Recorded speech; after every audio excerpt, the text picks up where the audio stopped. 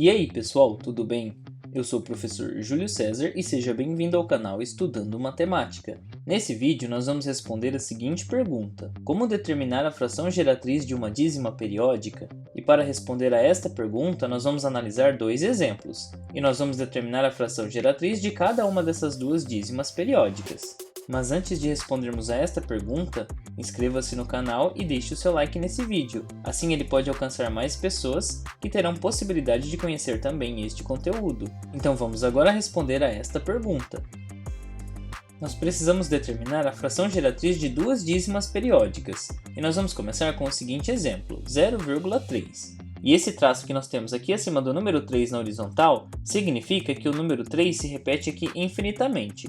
Ou seja, uma outra representação dessa dízima periódica é a seguinte, 0,333, e nós usamos essas reticências para identificar que o número 3 se repete infinitamente. Ou seja, aqui nós temos uma dízima periódica cujo período é igual a 3.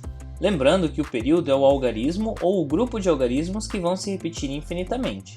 E nesse caso, nós temos apenas o algarismo 3 que se repete infinitamente.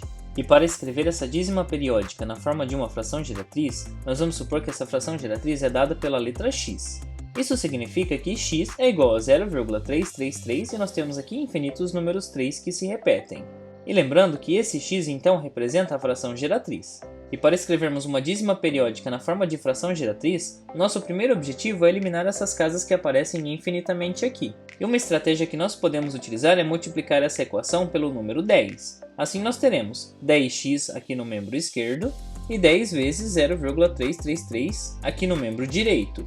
E ao resolver essas operações nos dois membros da igualdade, nós teremos 10x no membro esquerdo e no membro direito nós teremos 3,333 e esse 3 continua se repetindo infinitamente. Mas o que aconteceu do 10 vezes 0,333 para esse resultado? Nós sabemos que quando nós multiplicamos um número decimal por 10, basta considerar o deslocamento da vírgula uma casa para a direita, uma vez que nós tínhamos aqui um zero. Então de 0,333 nós teremos 3,333 e o 3 vai se repetir infinitamente. Agora que nós fizemos esses passos, nós temos aqui uma primeira igualdade na qual nós sabemos que x é igual a 0,333 e nós também sabemos que 10 vezes x será igual a 3,333. Mas como isso vai nos ajudar? Para que a gente consiga eliminar essas casas que aparecem aqui depois da vírgula no membro direito da igualdade, de forma que nós não teremos mais casas aqui se repetindo infinitamente, nós podemos fazer essa segunda equação menos a primeira. Ou seja, nós vamos considerar 10x é igual a 3,333, e nós vamos considerar também que x é igual a 0,333, e nós vamos fazer uma subtração entre as duas equações.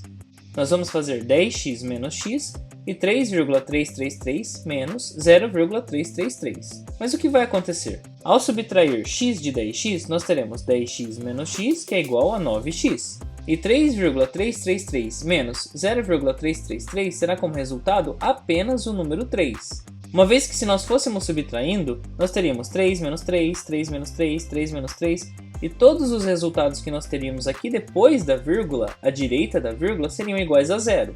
Então, ao resolver essa subtração, o nosso resultado será 3,0000 e nós teremos infinitos zeros.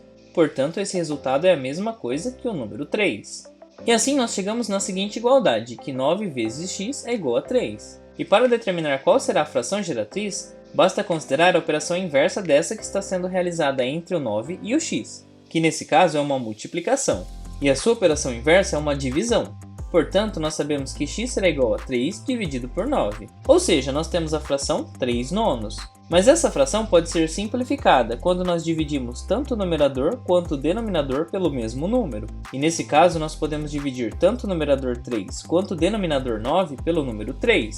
E ao dividir ambos os números por 3, nós vamos obter 1/3. Isso significa que a fração 1/3 é a fração geratriz da dízima periódica 0,333. Mas que também a fração 3 nonos também vai gerar essa dízima. Mas como 1/3 está na forma irredutível, nós vamos considerar como fração geratriz a sua forma irredutível, que nesse caso é igual a 1/3. Ou seja, isso quer dizer que a fração 1/3 é igual a 0,333 e nós teremos aqui infinitos algarismos iguais a 3. E para fazer uma prova real, basta dividir 1 por 3 e nós podemos verificar que de fato o resultado será igual a 0,333 e o algarismo 3 vai se repetir infinitamente. Agora nós vamos escrever a segunda fração geratriz para a segunda dízima periódica que nós tínhamos. Nesse caso, nós vamos considerar a dízima 0,2777, de forma que nós temos infinitos algarismos 7 se repetindo aqui depois da vírgula, uma vez que esse traço na horizontal está acima apenas do algarismo 7, e nós vamos escrever essa dízima na forma de uma fração geratriz. E para começar, nós vamos igualar essa dízima periódica à letra x, e assim nós sabemos que a fração geratriz x é igual a 0,2777. E o nosso objetivo é eliminar essas casas que aparecem aqui após a vírgula, que se repetem infinitamente. Mas aqui depois da vírgula nós temos o algarismo 2 que não está se repetindo. Portanto, em um primeiro momento, nós vamos multiplicar essa equação pelo número 10. E assim nós teremos que 10 vezes x é igual a 10,02777. E ao resolver essas multiplicações, nós teremos que 10x é igual a 2,777 e esse 7 vai se repetir infinitamente. Agora, nesse ponto, nós precisamos considerar mais uma multiplicação, porque nós não conseguimos ainda subtrair a primeira equação, x igual a 2,77, dessa terceira equação, porque desse modo nós não vamos eliminar esse 7 que aparece aqui após a vírgula. Então nós vamos multiplicar novamente essa equação por 10, e nós teremos que 100x é igual a 27,777, de forma que nós sabemos que esses 7's se repetem infinitamente.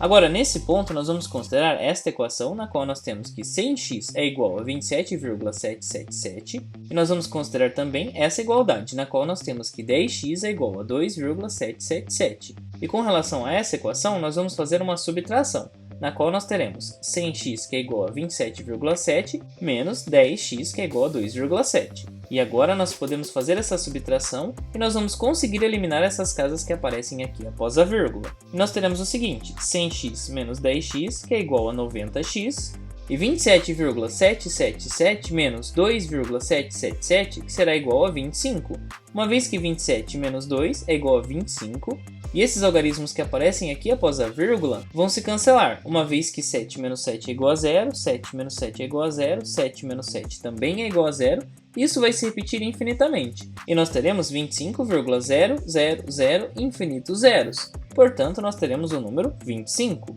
Agora, neste ponto, nós sabemos que 90x é igual a 25. E para determinar o valor de x, ou seja, a nossa fração geratriz, nós precisamos isolar x aqui no membro esquerdo dessa igualdade. E nós vamos considerar a operação inversa dessa multiplicação, que é a divisão.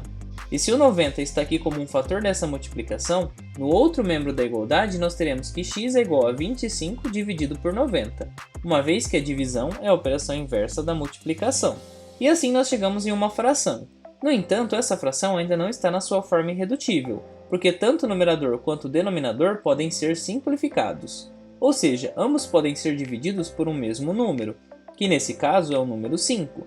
E ao dividir 25 por 5, nós vamos obter 5, e ao dividir 90 por 5, nós vamos obter 18. Isso quer dizer que a fração 5/18 representa a fração geratriz da dízima periódica que nós tínhamos aqui. E assim, para fazer uma prova real, basta dividir 5 por 18 e nós vamos verificar que o resultado dessa divisão é igual a essa dízima periódica. Ou seja, essa dízima periódica é a representação decimal da fração geratriz 5/18. Agora nós vamos deixar uma pergunta sobre como determinar uma fração geratriz que será respondida no nosso próximo vídeo dessa série.